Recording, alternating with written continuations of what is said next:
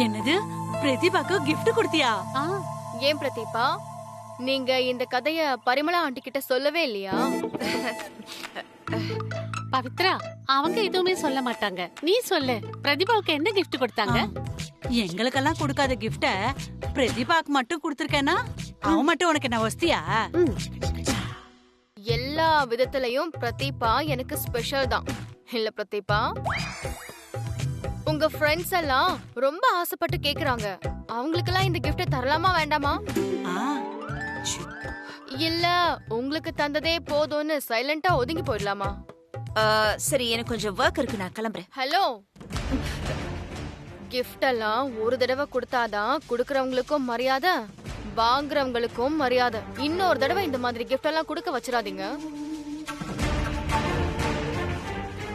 அத்தை, நீங்க வீட்டுக்கு போங்க அத்தை. நான் பால்காரங்களுக்கு பணம் கொடுத்துட்டு வந்துடுறேன்.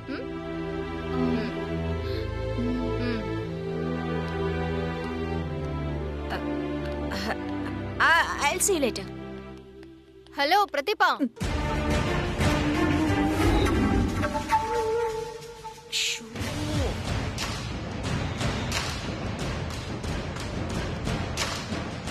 நான் அடிச்சது உங்களை தவிர வேற யாருக்கும் தெரியாதுன்னு நினைச்சிட்டு இருக்கீங்களா? உங்களுக்கே தெரியாம வீடியோ எடுத்து வச்சிருக்கேன். அபார்ட்மெண்ட் வாட்ஸ்அப் குரூப்புக்கு மட்டும் அப்லோட் பண்ணேன்னு வைங்க. இப்போ நீங்க சிரிச்சிங்கல்ல, அதே மாதிரி இந்த அபார்ட்மெண்ட்டே சிரிக்கும். Be careful.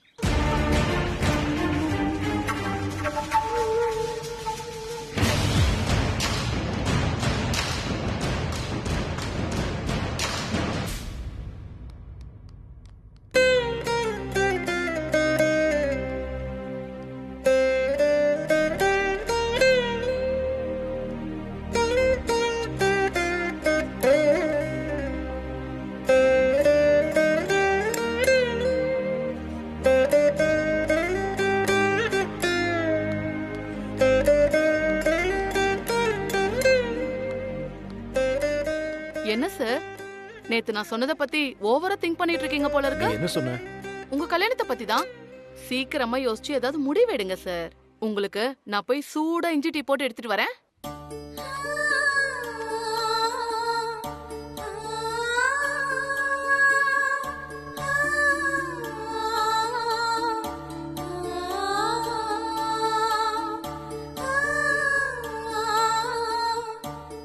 நீயே சொல்லுமா, என்கிட்ட ஏதாவது குறை இருக்கா? எனக்கு என்னவோ அப்படி தோணல. இவ்வளவு காலமா கடவுள் எனக்குன்னு கொடுத்த வாழ்க்கைய கரெக்டா வாழ்ந்துட்டு இருக்கேன் தான் நினைக்கிறேன்.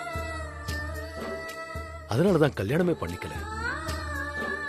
நீ ஆசைப்பட்டதுதான் மேடியும் ஆசைப்படுறா.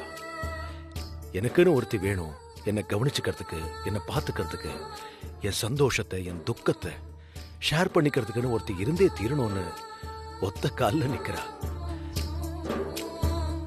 நேத்து வர மேடி இந்த பேச்சை எடுத்தப்பெல்லாம் நான் ஏதாவது ஒண்ணு சொல்லி விலகி போயிட்டே இருப்பேன். ஆனா இன்னைக்கு என்னவோ திரும்ப திரும்ப அதே யோசனையா இருக்குமா. இவ்வளவு நாளா நானும் வண்டி ஓட்டிக்கிட்டு இருக்கேன். ஆக்சிடென்ட்லாம் நடந்ததே இல்லம்மா. திடீர்னு ஏன் இப்படி ஒரு ஆக்சிடென்ட் நடக்கணும்? ஒண்ணுமே எனக்கு புரியல. லக்ஷ்மி மேடம் மட்டும் என்ன தூக்கிட்டு போய் ஹாஸ்பிட்டல் அட்மிட் பண்ணி என்னை காப்பாத்திருக்கலன்னா என்ன ஆயிருக்கும்னு நினைச்சு பார்த்தேன். ரெண்டே ஆப்ஷன் தான். ஒண்ணு, வேற யாராவது எனக்கு ஹெல்ப் பண்ணிருக்கலாம், இல்ல அங்கேயே நான் செத்து போயிருக்கலாம். இப்ப விஷயம் அது வாங்கறது இல்லம்மா. எனக்கு ஏதாவது ஒண்ணு ஆச்சுன்னா எனக்குன்னு 2 சொட்டு கண்ணீர் விட யாராவது இருக்காங்களாமா? ஆக்சுவலி இப்படி ஒரு உறவு தேவைதான்னு ஏமா எல்லாருக்குமே தோணுது. ஏமா, செத்ததுக்கு அப்புறம் நமக்காக யார் அழறாங்க, யார் சிரிக்கிறாங்கன்னு நமக்கு எங்க தெரிய போகுது? இருக்கிற வரைக்கும் சந்தோஷமா வாழ்ந்துட்டு பெட்டியை கட்டிட்டு போயிட்டே இருக்க வேண்டியதுதான்னு இவ்வளவு காலமா நான் நினைச்சுக்கிட்டு இருந்தேன். ஆனா திரும்ப திரும்ப நான் நினைக்கிறது தப்புன்னு யாராவது சுட்டி காட்டிக்கிட்டே இருக்காங்க. நீயே சொல்லுமா, நான் என்ன பண்ணணும்? யோசிச்சு பார்த்தா இவ்வளவு காலமா வெட்டியா தெரிஞ்சுட்டு இப்போ உங்ககிட்ட கேட்கறத நினைச்சா எனக்கே அசிங்கமா இருக்கு. இவ்வளவு வயசுக்கு மேல என்ன கல்யாணம் பண்ணிக்கிறதுக்கு யார் ரெடியா இருப்பாங்க? மேடி ஏதோ ஆதங்கத்துல பேசுறா. பிராக்டிக்கலா இதெல்லாம் சரியா வராதுன்னு தான் எனக்கு தோணுதும்மா. நல்லதோ கெட்டதோ என் மனசுக்கு தோணுனதை உன்கிட்ட கொட்டிட்டு போயிடணும். இதுவும் அப்படிதான். தடவையா செத்து பொடிச்சு எந்திரிச்சு வந்திருக்கேம்மா. இனிமே இந்த மாதிரி ஆக்சிடென்ட்லாம் நடக்காம பக்கத்துல இருந்து நீ பாத்துக்க.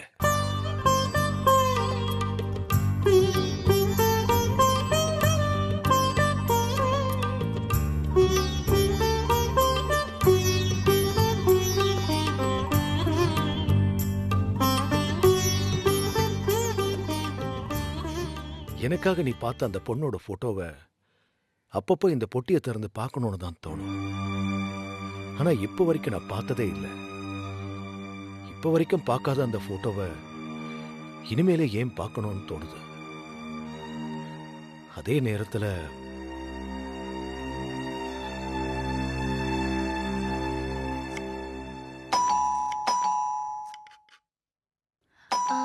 வந்துட்டேன். இதோ வந்துட்டேன். அம்மா, அண்ணே. வணக்கம்மா. சிங்காரண்ணே வணக்கம். வாங்கண்ணே. இது என் சம்சார தனம். வணக்கம். இது என் பொண்ணு பூஜா. வணக்கம்மா. கல்யாணம் பண்ணி ஆமாம்மா ஆமாம்மா. தனம், இவங்க பேர் தான் லக்ஷ்மி. பேர்ல மட்டும் லக்ஷ்மி இல்ல, குணத்திலையும் மகாலட்சுமி. இந்த அபார்ட்மெண்ட்ல யார் வீட்டுல என்ன விசேஷம் நடந்தாலும் சரி, அம்மா கிட்ட ஒரு விவரம் கேட்டுட்டு தான் பண்ணுவாங்க. பரவாயில்ல அண்ணே. வாங்க வாங்க வாங்க வாங்க வாங்க. கல்யாண பொண்ணு ரொம்ப அழகா ஆனா இருக்கா. பாருங்க, என் சம்சாரம் சும்மாரா தானே இருக்கு. அண்ணே இப்படி எல்லாம் பேசக்கூடாது. இல்லம்மா, நீங்க முத தடவை பாக்குறீங்களா, அதனால அப்படி சொன்னமா. இருக்கட்டுமா. ஒரு நல்ல விஷயம், அத உங்ககிட்ட கேட்டு தெளிவுபடுத்திக்கலான்னு தான் குடும்பத்தோட வந்திருக்கேம்மா. என்னண்ணே? எனக்கு நீங்க பெரிய மனசு பண்ணி எல்லார்ட்டையும் கேட்டு பணம் கலெக்ட் பண்ணி கொடுத்தீங்க. உண்மையை சொல்லணும்னா உங்க தயவால தான் என் பொண்ணோட கல்யாணமே சிறப்பா நடந்தது. நீங்க செஞ்சது பெரிய உதவிங்க. அந்த பணம் மட்டும் இல்லைனா அவங்க கேட்ட எக்ஸ்ட்ரா நகையை எங்களால போட்டிருக்க முடியாது. இதுல நான் செஞ்சது ஒண்ணுமே இல்லைங்க. சிங்கார அண்ணன் எவ்வளவு வருஷமா இங்க வேலை செய்யறாரு. அவர் பொண்ணுக்கு ஒரு நல்லது நடக்கும்போது நம்மளால முடிஞ்சதை செய்ய வேண்டாமா? சரி, அதை விடுங்க. இப்ப என்ன விஷயத்துக்காக வந்திருக்கீங்க, அதை சொல்லுங்க. அது ஒண்ணும் இல்லம்மா, என் பொண்ணுக்கு கல்யாணம் ஆகி 2 மாசம் ஆகுது. தாலி பிரிச்சு கோக்கணும்னு சொல்றாங்க. அது ஏதோ சடங்கா செய்யணுமாமா. அது எப்படி செய்யறது என்ன செய்யறதுன்னு தெரியல. அதான் உங்ககிட்ட கேட்டா கொஞ்சம் விவரம் சொல்லுவீங்கன்னு தான் ஃபேமிலியோட வந்திருக்கேம்மா. ஓ, தாலி பிரிச்சு கோக்கறதா? சந்தோஷமா செய்யுங்க. நாங்க ரெடியா தான் இருக்கோம். எப்போ செய்யணும்னு மட்டும் சொல்லுங்க. அது ஒவ்வொருத்தர் ஒவ்வொரு மாதிரி செய்வாங்க. ஒவ்வொரு குடும்பத்துக்கும் ஒரு வழக்கம் இருக்கும். அப்புறம் தாலி பிரிச்சு கோக்கறதெல்லாம் அதிகாலையில 4:30 மணிக்கு பிரம்ம முகூர்த்தத்துல செய்யறது ரொம்ப நல்லதுன்னு சொல்லுவாங்க. நாங்களும் அதே மாதிரி அந்த டைம்லயே செஞ்சிடறோம்மா. முதல்ல உங்க குலதெய்வத்தை வேண்டிக்கிட்டு குலதெய்வத்துக்கு தனியா ஒரு பூஜை செய்யுங்க. உங்க வம்சத்துல சுமங்கலியா வாழ்ந்து செத்து போனவங்களை வேண்டிக்கிட்டு ஒரு சின்ன படையல் போடுங்க. எங்க அம்மா கூட இதாங்க சொன்னாங்க. தாலி பிரிச்சு கோக்குறது மட்டும் இல்லங்க, பொதுவா சுமங்கலிங்களை வேண்டிக்கிட்டு பிரார்த்தனை பண்றது எப்பவுமே நல்லது. வீட்ல எந்த காரியம் நடந்தாலும் அதோட சேர்த்து சுமங்கலி பூஜை செய்யறது ரொம்ப ரொம்ப நல்லது. சரிங்கம்மா, அதே செஞ்சிடலாம். வேற ஏதாவது? சுமங்கலி பூஜையை முடிச்சிட்டு தாலி பிரிச்சு கோக்க வேண்டியதுதான். அப்புறம் திருமாங்கல்யத்துல 16 திரி இருக்கும். கழுத்துல இருக்கிற பழைய தாலியை கழட்டாம புது தாலியில கோக்கணும். அத மட்டும் மறந்துடாதீங்கண்ணே. சரிங்கம்மா, அதே மாதிரி பண்ணிடுறேம்மா. அப்புறம் இன்னொரு விஷயம்மா, எங்க சொந்தக்காரங்களெல்லாம் கூப்பிடணுமா இல்ல நம்ம தனிப்பட்ட முறையில நம்ம வீட்லயே பண்ணிடலாமாமா? அதெல்லாம் உங்க சௌகரியம் என்ன. தாலி பிரிச்சு கோக்கறதுல ஒரு சின்ன சடங்கு தான். வீட்டோட பண்றதுதான் எல்லாரும் செய்யறாங்க. உங்களுக்கு வசதி இருந்துச்சுன்னா ஒரு 4-5 பேரை கூப்பிட்டு வெத்தலை பாக்கு தாம்பூலம் கொடுக்கலாம். அதெல்லாம் ஒண்ணு கட்டாயம் இல்ல. சரிங்கம்மா, ரொம்ப சந்தோஷமா. சிங்காரம், யாருக்கு தாலி பிரிச்சு கோக்குறத பத்தி பேசிட்டு இருக்கீங்க? என் பொண்ணுக்குதாம்மா. பட் தாலி பிரிச்சு கோக்குறதெல்லாம் சுமங்கலிங்க சம்பந்தப்பட்ட விஷயம் இல்ல? 4 பேரை கூப்பிட்டு வெத்தலை பாக்கு கொடுக்கறதுக்கெல்லாம் கூட சுமங்கலிங்களா தேடி பார்த்து தான் கூப்பிடணும். இத போய் நீங்க லக்ஷ்மி கிட்ட எல்லாம் எப்படி பேசிட்டு இருக்கீங்க? நல்லாவா இருக்கு?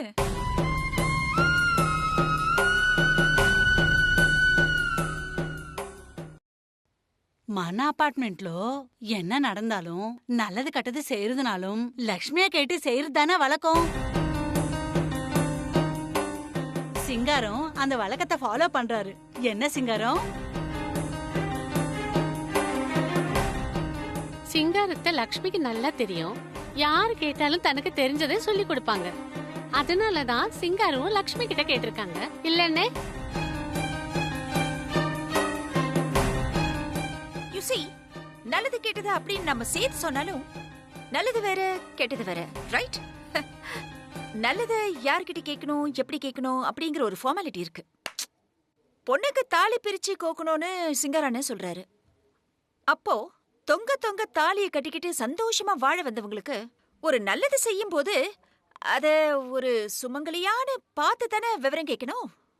அதை விட்டுட்டு அமங்கலியான லக்ஷ்மி கிட்ட போய் விவரம் கேட்டுட்டு இருக்காரு.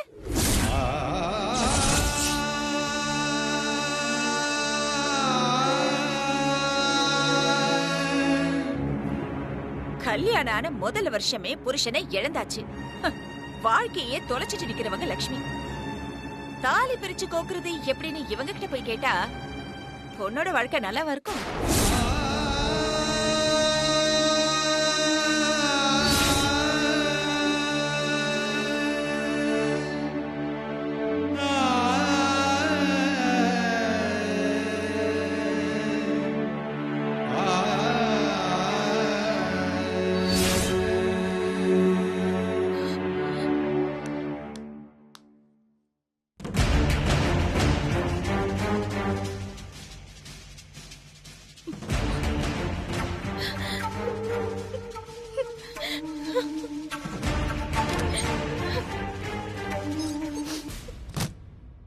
என்னாச்சுன்னா?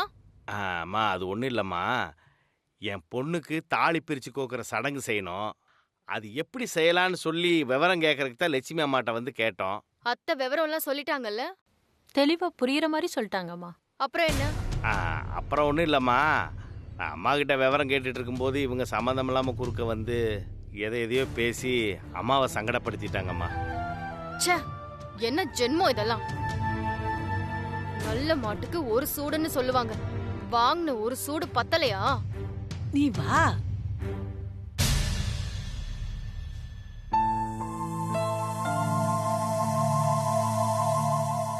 லக்ஷ்மி அம்மா இருக்கிற இதே அப்பார்ட்மெண்ட்ல தான் இவங்களும் இருக்கிறாங்கன்னு நினைக்கும் போது ஏன் தான் அந்த ஆண்டவன் இவங்களெல்லாம் படைச்சான்னு எனக்கு ஒன்றும் புரியலம்மா. பரவாயில்ல விடுங்கண்ணா. அவங்களுக்கு அவங்க குணம். எதையும் நம்ம மாத்த முடியாது. ஆனா ஒரு தப்பு நடக்குதுன்னா அத நடக்கிறப்பவே தட்டி கேட்டுறணும். அத மட்டும் விட்டுறவே கூடாது. எனக்கும் அவங்க பேசுறப்போ சுருன்னு கோவம் தான் வந்துச்சு. ஆனா இதுக்கு முன்னாடி அவங்கள நான் முன்ன பின்ன பார்த்தது கூட கிடையாது. அதுவும் இல்லாம எங்க வீட்டுக்கார் வேலை பாக்குற இடம் ஏதாவது சொல்ல போய் விவகாரம் பண்ணிட்டாங்கன்னா எதுக்கு நமக்கு வம்புன்னு சொல்லி. பரவாயில்லைங்க, இதுல என்ன இருக்கு? நீங்க என்ன சொல்லணும்னு நினைச்சீங்களோ அதான் நானே சொல்லிட்டேனே. நீங்க போய் விசேஷ வேலையெல்லாம் பாருங்கண்ணே. சரிம்மா, போயிட்டு வரேம்மா. லட்சுமி அம்மாட்டையும் ஒரு வார்த்தை சொல்லிடுங்க. சரிங்க, நான் வரேம்மா. சொல்றேன்.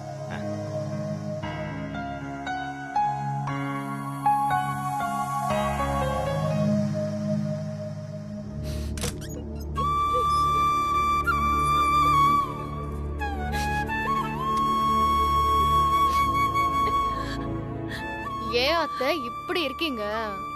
நீங்க என்ன இன்னும் சின்ன குழந்தையா? தாங்க முடியல பவி. இத்தனை நாளா இதெல்லாம் வெளியில காட்டிக்காம மனசுக்குள்ளேயே பூட்டி வச்சிட்டு இருந்தேன். உள்ளுக்குள்ளேயே புழுங்கிக்கிட்டு இருந்தேன்.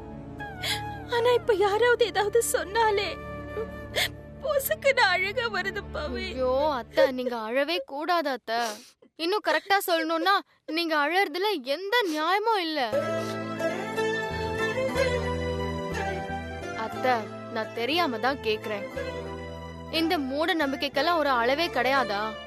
நீங்களும் மாமாவும் கல்யாணம் பண்ணிக்கிட்டு சந்தோஷமா வாழணும்னு ஆசைப்பட்டு தானே ஒண்ணு சேர்ந்தீங்க. ஏதோ அவர் நேரம் கடவுள்கிட்ட அவர் சீக்கிரம் போயிட்டாரு. அதுக்கு நீங்க என்ன பண்ணுவீங்க அத்தை? இல்ல யார் தான் என்ன செய்ய முடியுங்கிற? இதெல்லாம் நாம பேசிக்கலாம் பவி. ஆனா ஊர் என்ன நினைக்குதுன்னு பாத்தியா? ஊர் உங்களை உட்கார வச்சு ஒரு வேளை சாப்பாடு போட்டுச்சா? இல்ல ஒரு புடவை துணிமணியாவது எடுத்து கொடுத்திருக்கா? 10 பைசாக்கு பிரயோஜனம் இல்லாத ஊருக்காக நீங்க எதுக்கத்த ஒதுங்கி போகணும்? யார் கூடவும் ஒட்டிக்கணும்னு நினைக்கல பவி. அதே சமயத்துல ஒதுங்கி போகணும்னு நினைச்சதில்ல.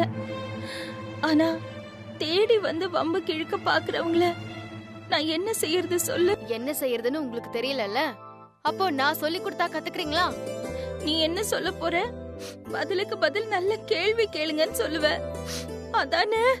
கரெக்ட்.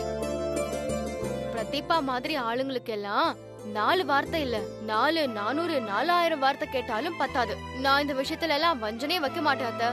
பரவாயில்ல. ஆனா ஒரு விஷயத்த நீ யோசிச்சு பார்க்கணும் பவி.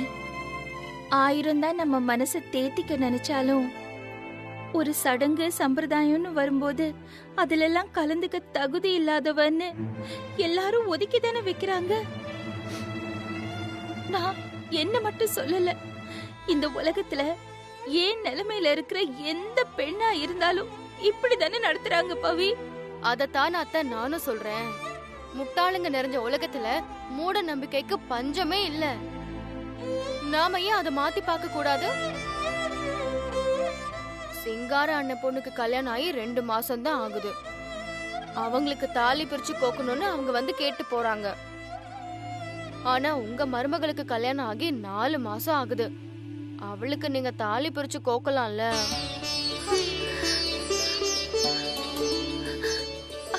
ஆமால. இதுக்கு எதுக்கு இவ்ளோ ஆச்சரியப்படுறீங்க? பாத்துட்டு தானே இருக்கீங்க. அன்னைக்கு ரெஜிஸ்டர் ஆபீஸ்ல உங்க புள்ள கட்டின தாலியோட தான் இன்னும் சுத்திட்டு இருக்கேன். எனக்கு தாலி பிரிச்சு கோக்கணும்னு உங்களுக்கு ஏன் தோணல?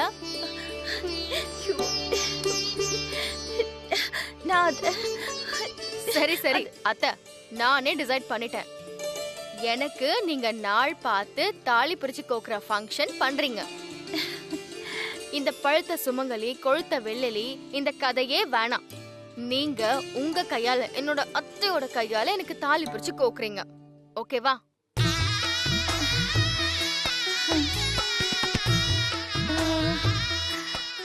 மங்களங்கிறது மனசுல இருக்கு அத்தை. நான் நல்லா இருக்கணும்னு நினைக்கிறதுக்கு எங்க அம்மாக்கு அடுத்தபடியா நீங்க தான் இருக்கீங்க. உங்களை விட எனக்கு வேற யாரும் முக்கியம் இல்ல. நீங்க எனக்கு தாலி பிரிச்சு என்ன செய்யணுமோ அதை செய்யுங்க. ஆனா ஒரே ஒரு கண்டிஷன், நீங்க தான் செய்யணும். உங்க கையால மட்டும் தான் செய்யணும். இப்ப மட்டும் நல்லா பூம்பு மாடு மாதிரி தலையை ஆட்டுங்க. அதுக்கப்புறம் எங்க அம்மாவை கூப்பிடு, எங்க அப்பாவை கூப்பிடு, அவங்களை கூப்பிடு, இவங்களை கூப்பிடுன்னு பிளேட்டை மட்டும் மாத்துனீங்க. அவ்வளவுதான் சொல்லிட்டேன். என்னால நம்பவே முடியல பவி. நிஜமாதான் சொல்றியா? நான் தான் செய்யணுமா? என் கையால நான் தான் செய்யணுமா? இதுல என்ன சந்தேகம் அத்தை? நீங்க ஒரு நாள் வீட்ல இல்லாதப்போ தாத்தா என்ன சொன்னார் தெரியுமா? நீங்க கேலண்டர்ல இருந்து இறங்கி வந்த மகாலட்சுமியா. தாத்தா அப்படிதான் அன்னைக்கு சொன்னாரு. அப்படியா சொன்னாரு? உங்களுக்கு ஓகேவா அத்தை? ஓகேனா இம்மிடியேட்டா ஃபங்க்ஷனுக்கு அரேஞ்ச் பண்ணிடலாம். பண்றேன் பவி, இப்பவே பண்றேன். இப்பவே நாள் பாக்குறேன். நாளைக்கே நாள் நல்லா இருக்குன்னா நாளைக்கே பண்ணிடலாம். கேலண்டர்ல பாத்துடலாம். என்ன நாள் நல்லா இருக்குன்னு பாத்துடலாம். பவி, நாளைக்கே நாள் முகூர்த்த நாளா இருக்கு. நம்ம நாளைக்கே பூஜை வச்சுக்கலாமா? அதுக்குள்ள என்ன யோசனை அத்தை? அச்சச்சோ, ஏகப்பட்ட வேலை இருக்குது பவி. கடைக்கு போகணும், கௌரி பூஜைக்கு தேவையான சாமான்லாம் வாங்கணும். அப்புறம் உன்னோட அப்பா அம்மாக்கெல்லாம் சொல்லணும்ல. வீட்ல நடத்துற ஃபங்க்ஷனா இருந்தாலும் 4 பேருக்கு வெத்தலை பாக்கு கொடுக்கணும்ல. அச்சச்சோ, வெத்தலை பாக்கு மட்டும் கொடுத்தா பத்தாதே. அதோட தேங்காய், அப்புறம் பழம், பூ இதெல்லாம் நம்ம வச்சு கொடுக்கணும்ல பவி. சரி, வெத்தலை பாக்க அது கூட ஒரு பிளவுஸ் துணி வச்சு கொடுத்துடலாம். அது கூட பத்தாது பவி. பிளவுஸோட நம்ம ஒரு புடவையை வச்சு சேர்த்து கொடுத்துருவோம். என்ன நல்லா இருக்கும்ல? அத்தை, நோ ப்ராப்ளம் அத்தை. நீங்க என்ன சொல்றீங்களோ அதை செஞ்சிடலாம். எனக்கு வேண்டியது இந்த ஃபங்க்ஷனை நீங்க நடத்தணும், அவ்வளவுதான். உங்ககிட்ட இத பத்தி பேசுறதே அபசகுணம்னு ஒரு கும்பல் மொக்கையா பண்ணுச்சுல்ல, அவங்க மூக்க உடைக்கிற மாதிரி நம்ம வீட்டு ஃபங்க்ஷன் ஜாம் ஜாம்னு நடக்கணும்.